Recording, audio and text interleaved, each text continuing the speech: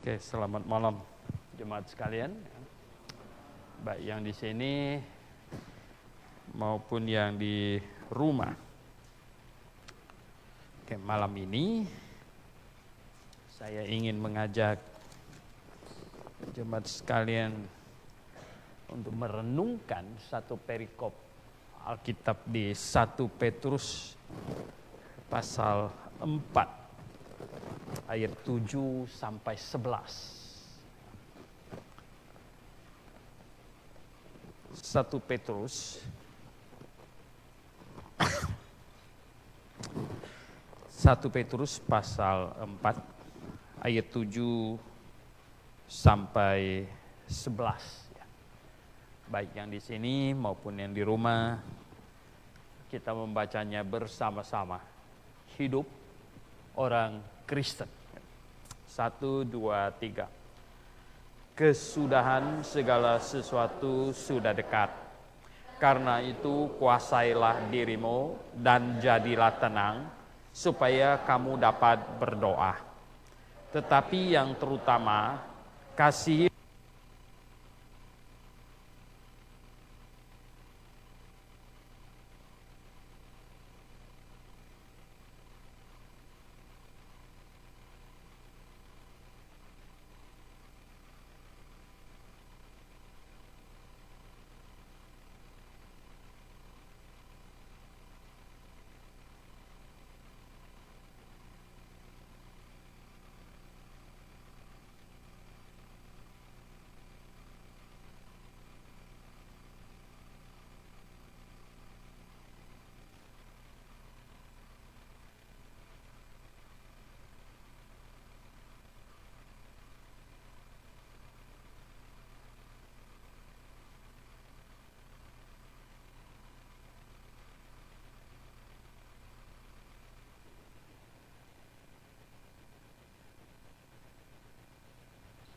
kami mengucap syukur atas kasih-Mu yang kami telah terima, yang sungguh Tuhan melampaui akal budi, melampaui semuanya Tuhan. Dan kami tahu kami bukanlah pihak yang layak, tetapi Engkau mengasihi kami. Terima kasih Tuhan. Kiranya kasih-Mu yang di dalam kami itu bisa terpancarkan ke sekeliling kami Tuhan. Puji hormat kami naikkan padamu Bapa Sorgawi. Dalam nama Tuhan Yesus Kristus kami berdoa. Amin. Ya, Rasul Petrus secara akademik dia seorang nelayan di Danau Galilea. Itu profesinya sebelum dipanggil menjadi rasul. Dan dia menulis 2 surat ini. Sudah pasti dipimpin oleh Roh Kudus. Dan kelihatannya dari surat pertama ini yang ditulis, ini dalam keadaan menghadapi kesulitan. Dan kita baca di dalam Kisah Para Rasul, kita tahu bahwa Petrus pernah dipenjarakan. Luar biasa sekali, saya pikir Petrus sangat bersyukur. Bersama-sama dengan dia itu Yakobus dan dia. Tapi Yakobus Tuhan panggil kembali duluan, dipenggal kepalanya oleh Herodes. Dan Petrus dikeluarkan. Jadi Petrus tahu persis bahwa Tuhan mau dia tetap hidup. Tidak seperti Yakobus yang dipenggal kepalanya. Pastilah ada maksud Tuhan, sehingga Petrus bisa terus. Karena sangat penting pelayanan Petrus sebenarnya. Dia adalah rasul yang paling bersemangat waktu dalam dalam ini perjalanan rombongan murid-murid yang lain. Petrus paling semangat, paling antusias dalam segala hal. Dan dia tahu bahwa pelayanan ke depan berapa sulit dan apa yang sudah dicapai dan lain sebagainya. Petrus sangat tahu. Dia sangat tahu. Dia menulis ini. Ini pengejek-pengejek bilang, lah kok Petrus berpikir saat dia itu Tuhan akan datang, kok sampai sekarang belum datang? Oh iya, di tiap-tiap generasi kita harus mempunyai sikap sebenarnya terhadap hidup ini. Banyak orang tanya sama saya, apa yang harus seseorang sikapi tentang hidup ini, singkat dan panjangnya hidup ini. Saya berkata bahwa kalau orang yang belum percaya kepada Tuhan, minimum dia harus timbangkan 3 hal. Sebenarnya untuk dia, orang yang belum percaya. 1, dia tidak tahu kapan dia mati. 2, tidak tahu kapan dunia ini berakhir, Yesus datang. Dan 3, dia tidak tahu kapan hatinya dikeraskan dan tidak ada lagi kesempatan untuknya. Setelah Firaun mengeraskan hatinya 5 kali, coba baca Alkitab di dalam kitab Keluaran. Setelah Firaun mengeraskan hatinya 5 kali, Tuhan hitung dia selesai. Finish. Selanjutnya Tuhan yang mengeraskan hati Firaun 5 kali.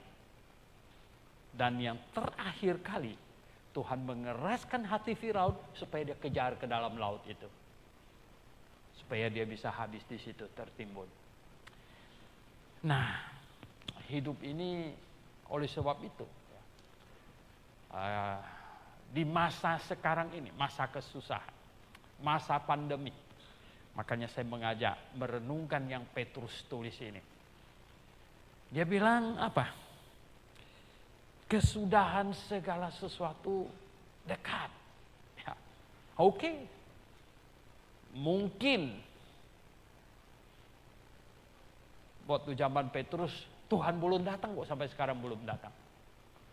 Tapi Petrusnya nggak tahu dia masih berapa tahun habis tulis ini. Ya, kesudahan segala sesuatu dekat bagi dia. Lah kita juga hari ini. Oh enggak, Tuhan Yesus datang 10 tahun lagi, 20 tahun lagi. Wah, belum tentu. Kamu bertahan sampai 20 tahun lagi, betul nggak? Itu dia. Jadi makanya kita harus mensikapinya. Ya, siapa tahu, ya toh. Belum tentu misalnya kena COVID itu yang tua akan jalan duluan, belum tentu gitu ya. Yang muda banyak yang mati juga gitu. Yang di dalam pesawat Sriwijaya banyak yang muda di situ ya. Semuanya gitu.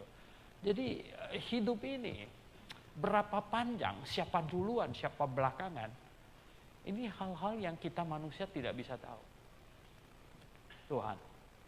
Nah, oleh sebab itulah tiap-tiap orang, tiap-tiap kita sikapin ini katanya. Kesudahan segala sesuatu sudah dekat. Ya, bijaknya adalah kita mensikapi segala sesuatu, kesempatan itu bukan di tangan kita. Bukan. Waktu itu bukan kita yang pegang. Bukan kita yang pegang. Di YouTube seringkali, di Facebook juga, di post film yang ada orang, ada satu rangkaian banyak video pendek-pendek disusun jadi satu. Orang yang matinya benar-benar matinya itu apa ya, tak terduga sama sekali gitu. Satu virus saya lihat tuh ada orang di jalan aja, di tepi jalan, di tepi, nggak bakalan ditabrak mobil. Tahu nggak apa?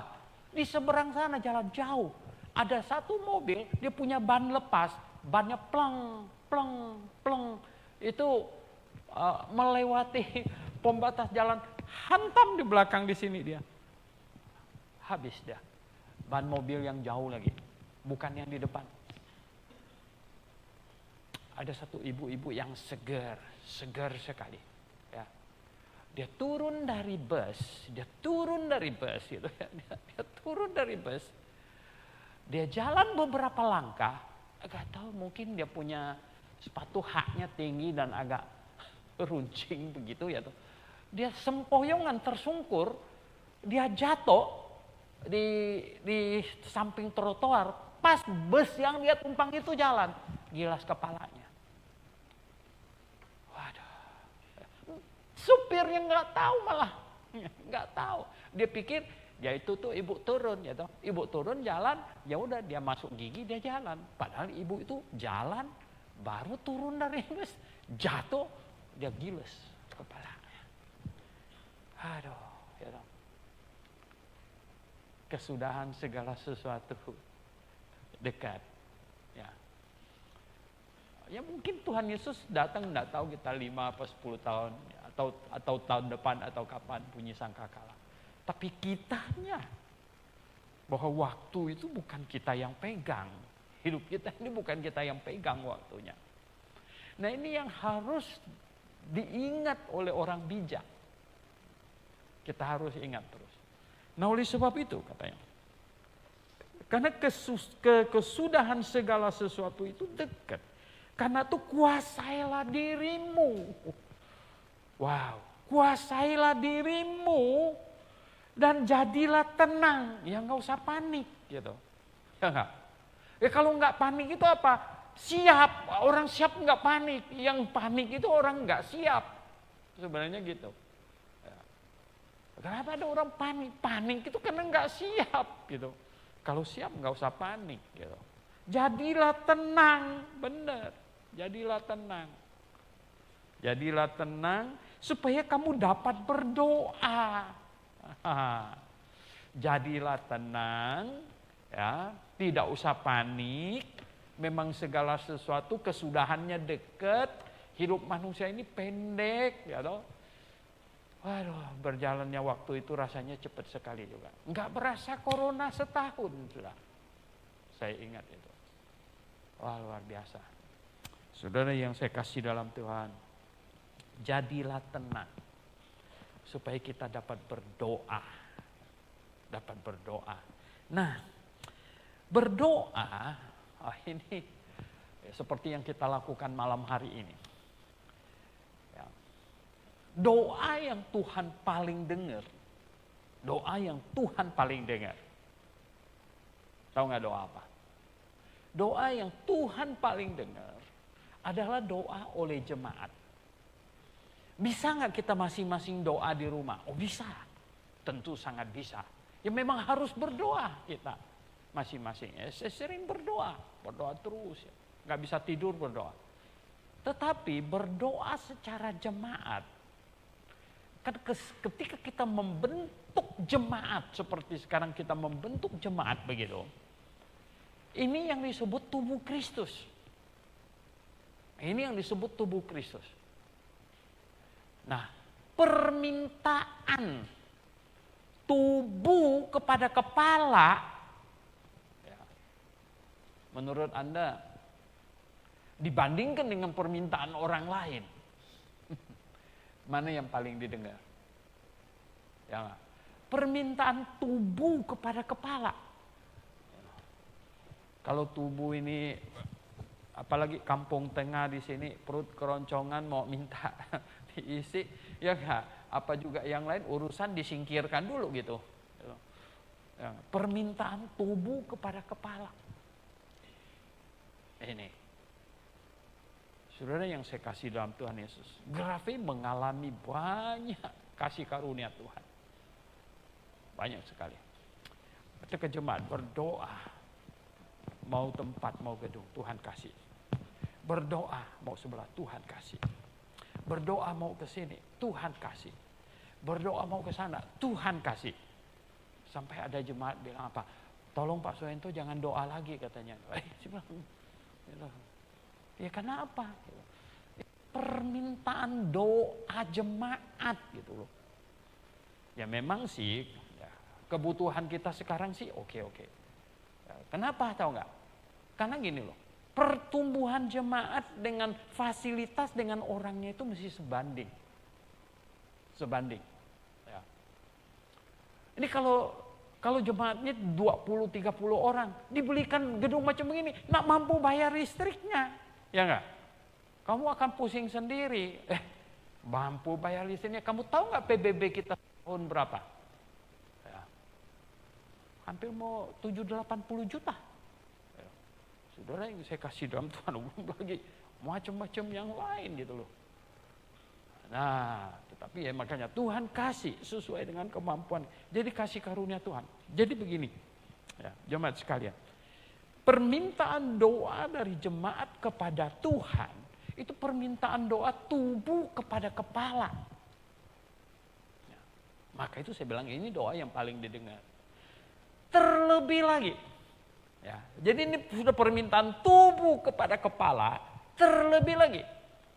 Isi permintaannya adalah untuk Tuhan sendiri juga. Oh ya, bagaimana ini? Kok isinya untuk Tuhan sendiri? Saya kasih tahu kamu. Kalau kamu mau doa kamu dijawab oleh Tuhan, kamu minta dan untuk Tuhan. Biar itu lewat kamu. Ya. Saya seringkali ajar jemaat begini. Tuhan, berikan saya berkat materi biar saya dapat uang. Karena saya mau persembahkan sekian persen untukmu. Wah, Tuhan bilang, boleh juga itu. Ya enggak? Dia mau kasih. Tuhan kasih saya uang banyak. Uangnya untuk apa? Untuk saya foya-foya kemana. Jangan kasih yang macam begitu. Ya enggak? Ngawur dia. Gitu. Malah ada uang nanti berdosa banyak. Gitu kan. Tuhan kasih saya uang Tuhan. Tuhan. Ya. Makanya dulu saya bilang ini. Saya pernah berdoa. Tuhan, saya bilang. Engkau kasih uang sama banyak orang. Dan mereka tidak pakai uang itu untuk kamu. Tuhan. Kasih saya, ini saya pakai untuk Tuhan. Oh, Tuhan dengar. Tuhan dengar. Ya. Tuhan berikan saya kesehatan. Berikan saya kesehatan. Untuk apa? Saya akan melayani engkau. Tak kenal capek Tuhan. Tak pernah capek. Wah, saya kalau dengar orang anak muda, umur belum 30 tahun, capek dia bilang. Waktu saya umur segitu, enggak ada kata capek di kepala, enggak ada. Kamu tanya Simo, itu di Tangerang dulu itu ya. Saya buka tunas daerah perumahan Benua Indah. Ya. Selesai kebaktian Jakarta ini, naik motor, bonceng Simo, terbang dari sini ke itu. Ya. 1 jam lewat sedikit. Oh ya, pulang dan sorenya kebaktian lagi. Saya pernah melayani. Saya pernah melayani itu begini. Hari Minggu pagi. Ini Stephen masih kecil. Di gereja Baptis Cendrawasih Cengkareng itu kebaktiannya jam 6. Kami jam 5 pagi sudah berangkat. Mereka kecil-kecil kita bangunin jam 4 kita bangunin, ayo mandi, makan cepat. Jam 5 berangkat. Ya. Nah, selesai di situ. Tahu nggak? Kebut pulang ke Jakarta jam 10. Kebut pulang. Sore pelayanan di Kerendang Jembatan 5. Ini ada satu orang sudah lama nggak ketemu di WA. Saya tanya dia, kamu kebaktian di mana, di gereja mana sekarang? Oh, dia bilang di GSRI Jembatan 5 Pak, ya, di Kerendang. Lah, itu kan gereja yang saya dirikan sih bilang. Nah, di situ ya. Situ malamnya ke daerah perumahan Alfa Indah di Palmera sana, ke sana lagi gitu. Pulangnya malam. Saudara yang saya kasih, 1 minggu malah di 4 tempat. Makanya saya bilang, yang namanya kamus capek itu enggak ada. Enggak ada. Ya. Nah, saudara yang saya kasih dalam Tuhan Yesus. Jadi kalau kamu minta tubuh yang sehat, untuk siapa? Untuk apa? Untuk apa itu? Untuk apa? Nah. Minta Tuhan kasih berkat materi. Untuk apa? Untuk apa? Untuk Tuhan. Ya, kalau untuk Tuhan, Tuhan senang. Ini anak saya permintaan. Saya nggak pernah lupa cerita ini. Dr. Rothbard, dia bilang apa? Satu hari cucunya minta duit sama dia. Papa, dia bilang, minta uang. Dr. Rothbard bilang, nih, kasih dia $10. Enggak mau, dia bilang, terlalu sedikit. Hah? Dia bilang, $10 sudah banyak, anak kecil. Enggak mau, sedikit sekali. Mau berapa? $100. Hah? Banyak sekali. Nggak boleh anak kecil. Dia bilang, mau untuk apa dulu? Mau beli hadiah untuk papa. Hah? Mau beli hadiah untuk saya? Ini kasih $100. Kalau perlu 200.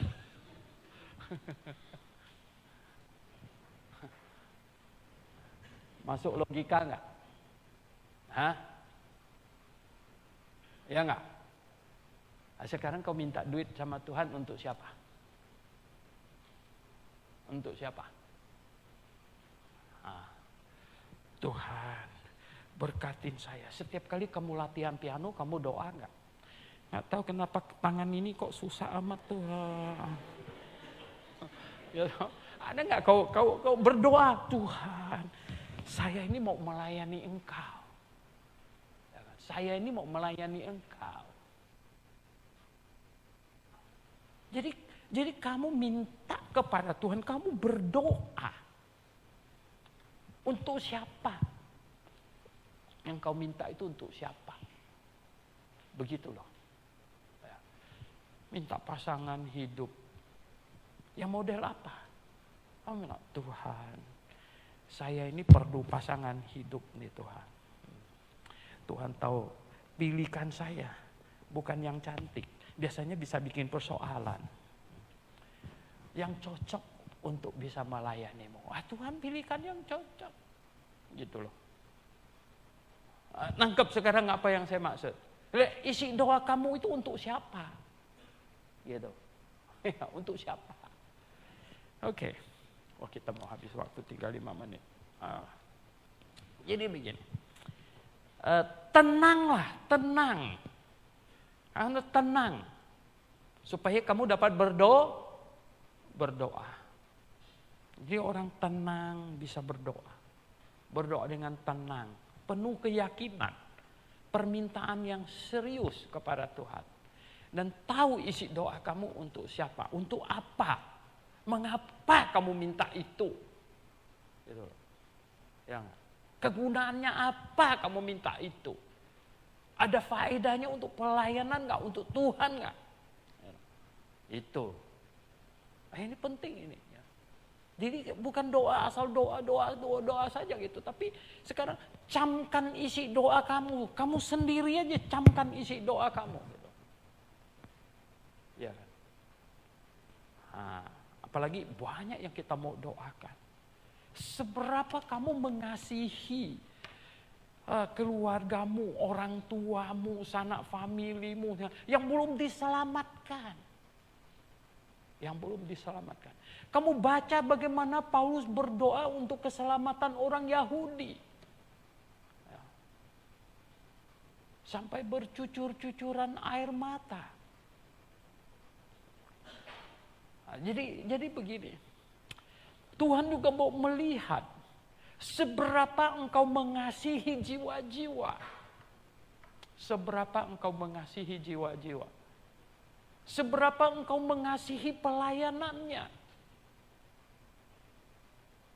Seberapa tulus kamu di dalam berdoa. Ketika kamu mendoakan senior-senior kamu yang sudah di lapangan. Mereka menghadapi pertempuran yang enggak gampang-gampang banget gitu. Nanti kamu turun, nanti kamu akan tahu itu berapa susahnya, ya berapa sulitnya mereka di sana itu ya.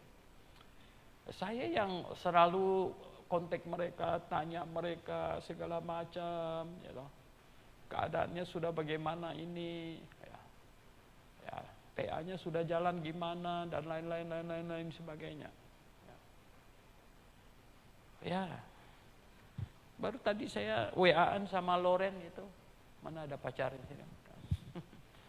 Ya, gimana sekarang ini, sampai dia sudah bilang, oke, Musi, sekarang siap ditabiskan. Nah, bagaimana sih ini corona begini? Saya bilang ya udah, kamu ditabiskan di Sintang aja, bagaimana gitu ya. Begitu. Ya, ini pelayanan seluruh Indonesia. Seberapa Anda peduli akan hal itu? Di lembaran ini kan lengkap ini, ya. Anda bisa minta. Ini ada lembarannya, daftar siapa di mana, semuanya ini, you know. Dengan segala macam pergumulannya masing-masing. Wow. Ya. Nah, Tuhan mau tahu selagi kamu masih jadi mahasiswa, kepedulian kamu akan jiwa, kepedulian kamu akan pelayanannya, seberapa besar sebenarnya. Tuhan akan memberkati. Ya. Kita melayani Tuhan yang hidup, saya kasih tahu. Kita melayani Tuhan yang hidup. Kita melayani Tuhan yang lihat sampai ke dalam hati kita. Enggak main-main. Oke. Ini baru ayat 1 nih. Sebenarnya saya mau sampai ke ayat 11. Dari 7 sampai 11-nya. Tapi baru 7 ini. Jadi, supaya kamu dapat berdoa. Kemudian sedikit di ayat 8. Tetapi yang terutama kan, kasihilah sungguh-sungguh seorang akan yang lain, sebab kasih menutupi banyak sekali dosa. Kasihi satu dengan yang lain dengan sungguh-sungguh, tulus, bukan pura-pura.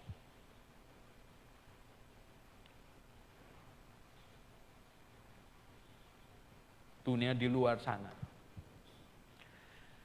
banyak mereka mengasihi. Itu mengasihi supaya dianya masuk surga. Lah, malah yang begitu sebenarnya kurang tulus. Dia mau cari keuntungan masuk surga melalui mengasihi orang. Orang Kristen lahir baru kebalikannya. Justru kita sudah pasti masuk surga. Kita mengasihi orang. Jadi pada waktu kita mengasihi orang, kasih ini tulus punya. Kasih yang tidak untuk kepentingan saya punya. Sebab kalau orang masuk surga pakai amal, kalau semua orang baik-baik nggak perlu dikasih amal, nggak masuk surga dong mereka, betul nggak? Ya kan nggak ada sasaran amalnya. Tahu nggak di mana orang gampang masuk surga pakai amal? Di negara miskin. Ya enggak? Ya banyak orang bisa diamalin begitu, jadi bisa banyak yang masuk surga. Ya kalau kayak di Amerika mau kasih amal sama siapa? Ya, negara udah kaya nggak bisa. Nggak masuk surga dong mereka, karena nggak kasih amal sama orang. No. Orang Kristen bukan masuk surga pakai amal. Kita sudah pasti masuk surga karena iman kita. Nah, tapi Tuhan mau kita apa? Tuhan mau kita mengasihi orang. Sebenarnya kasihnya orang Kristen ini mesti kasih yang sangat tulus. Sangat tulus. Itu adalah kasih yang begini. Karena Tuhan sudah mengasihi saya. Dan saya mau mengasihi kamu. Mengasihi kalian. Bukan masalahnya saya dapat profit atau tidak. dapat balas atau tidak, dan lain sebagainya. Saya tetap mau mengasihi. Saudara yang saya kasih dalam Tuhan. Itulah kasih. Jadi sebenarnya kasih orang Kristen itu nggak bisa dibandingkan dengan yang di luar sana. Yang mereka videoin, yang inspirasi, kebaikan segala macam itu. Wow, ya. Oke. Di videoin saja itu adalah sudah nggak tulus. Supaya orang nonton. Betul nggak? Kita nggak usah pakai di videoin punya kok. Ya. Kita mengasihi orang. Mengasihi dia benar. Nah disitulah kasih yang demikian itu harus terbit ya, keluar dari diri kita yang sudah berubah, nature kita yang sudah berubah, yang sudah jadi manusia ciptaan baru. Kita mengasihi dengan tulus. Bukan yang supaya dari kasih itu balik lagi aku dapat keuntungannya. Supaya mengasihi itu nanti aku bisa masuk surga. Bukan yang macam begitu. Tapi aku mengasihinya. Karena Tuhan mau saya mengasihinya. Dan saya memang sudah pasti masuk surga. Bukan masuk surga melalui mengasihi dia. No, bukan begitu. Ya. Maka itulah kasih orang Kristen. Beda. Ya. Oke. Jadi Bapak Ibu sekalian yang di rumah maupun yang di sini. Kesudahan segala sesuatu dekat. Ya, dekat. Karena itu kuasailah dirimu. Dan jadilah tenang. Supaya kamu dapat berdoa. Tetapi yang terutama kasihilah sungguh-sungguh seorang akan yang lain. Kasih sungguh-sungguh seorang akan lain. Sebab kasih menutupi segala sesuatu. Menutupi dosa. Bulan depan kita bahas. Mari kita berdoa.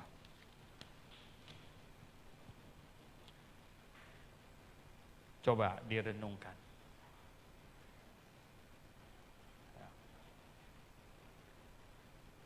Kasih Tuhan yang amat besar. Yang kita tiap-tiap hari mengalaminya. Start dari kita diselamatkan. Habis itu kita alami kasih Tuhan. Dan walaupun kesudahan segala sesuatu dekat. Karena kita ada di dalam kasih Tuhan. Tidak membuat kita panik. Tenang. Kita tenang. Dan kita bisa berdoa dengan tenang. Dan kita bisa menyatakan kasih kita kepada saudara-saudara kita semua yang lain. Bapa di sorga, terima kasih untuk kasih-Mu kepada kami. Sehingga kami dapat memantulkan kasih-Mu itu kepada orang sekeliling kami Tuhan. Puji hormat kami naikkan padamu Bapa Sorgawi. Dalam nama Tuhan Yesus kami berdoa.